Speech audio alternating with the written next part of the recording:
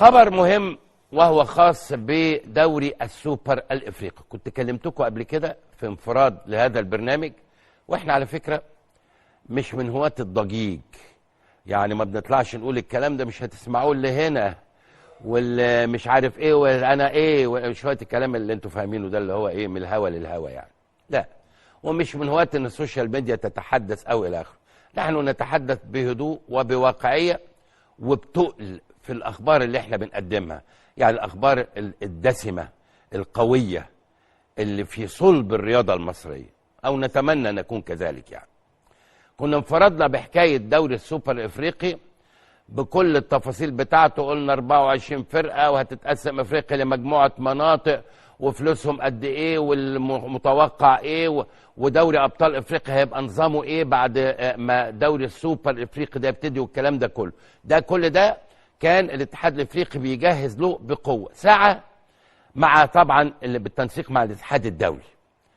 طبعا ما قدروش تسويقيا يعملوا اللي هم توقعوه واحنا قلناه، لانه المساله كانت محتاجه 100 يعني او بتتكلم في 150 مليون دولار، لان انا قلت لكم لو تفتكروا الاول كان هيحصل على ما يوازي 11 مليون دولار. تخيلوا بقى، يعني لو الاهلي او الزمالك، طبعا كان هياخدوا الاهلي والزمالك من هنا، لانه كان كل بلد فيها انديه تشارمنج كان ياخدوا منها فرقتين، عنده 24 فريق.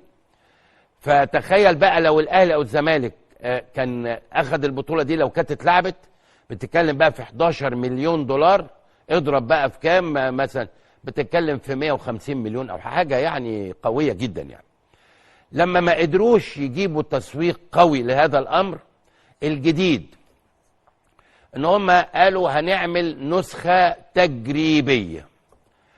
هذه النسخة التجريبية هي نسخة تجريبية استعدادا لانطلاق البطولة الكبرى اللي احنا اتكلمنا عنها، اللي هي 24 فريق.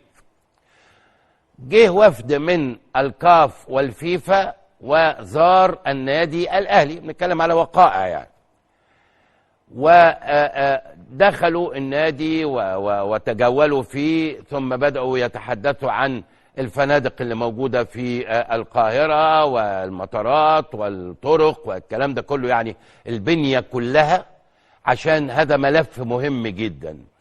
وستجوب هذه المجموعة اللي هي الكاف والاتحاد الدولي أيضا دول أخرى إفريقية. طبعا هم أعجبوا جدا لما راحوا النادي الأهلي، وطبعا راحوا استاد القاهرة وزاروا استاد القاهرة وشافوا يعني بعض المنشآت الهامة جدا، وأبدوا إعجاب كبير جدا. احنا عندنا أحسن حاجة، احنا مهيئين لاستقبال كأس عالم يا جماعة، والله احنا مهيئين لاستقبال كأس عالم. عندك 7-8 استادات على أعلى مستوى، عندك مطارات حدث ولا حرج، عندك شبكة طرق وكباري أوروبا، عندك فنادق حدث، عندك كل شيء. أنت مهيئ تماما لاستقبال كأس عالم، مش سوبر إفريقي يعني. تمام. الكاف جاب شركة عشان تسوق هذه البطولة، هيعملوها التجريبية دي من 8 فرق لا أكثر ولا أقل. الشركة اللي جابوها دي الاتحاد الدولي بيمتلك 51% من رأس مال، يعني في الإيد، يعني المسألة في إيديهم يعني. أوكي. ال8 فرق دول هيختاروهم بناء على إيه؟ قولا واحدا، الجماهيرية، الشعبية، القيمة التسويقية، قولا واحدا. لأن الكورة دلوقتي يا جماعة ما بقتش عواطف دي خلاص ساكنة في الدور السادس، مالناش دخل بيها خالص. نحن نبحث عن القيمة التسويقية الحقيقية. من مصر وجهة نظرهم اختاروا النادي الأهلي، لأن النادي الأهلي طبعا شعبية عظيمة. من تونس خلاص اختاروا الترجي التونسي قولا واحدا. جنوب أفريقيا اختاروا صن داونز قولا واحدا.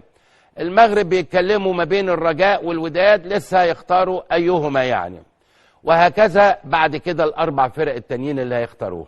هذا السوبر التجريبي هيتلعب بنظام قرعة، بيشدوا قرعة، الفرقتين بيلعبوا بعض ذهابا وعودة، الكسبان بيعدي الخسران بيروح، تخلص في 10 12 13 يوم. طب جوائزها ايه؟ جوائز هذه البطولة بيتكلموا في 5 مليون دولار، حاجة زي كده. أنا آسف، 25 مليون دولار. 25 مليون دولار، رقم كبير جدا برضه، وانت بتتكلم على 8 فرق يعني. لكن حتى الآن لم يعلنوا عن كيفية توزيع ال 25 مليون دولار، لكن من المؤكد 25 مليون دول هتتكلم أكيد على الأقل الأول هيبقى 10 مليون مثلا أو 8 مليون، وممكن الثاني 6 مليون، وبعدين نبتدي نتكلم بقى في الثالث والرابع، واللي هيشاركوا هيبقى لهم طبعا مبلغ بياخدوا فيه.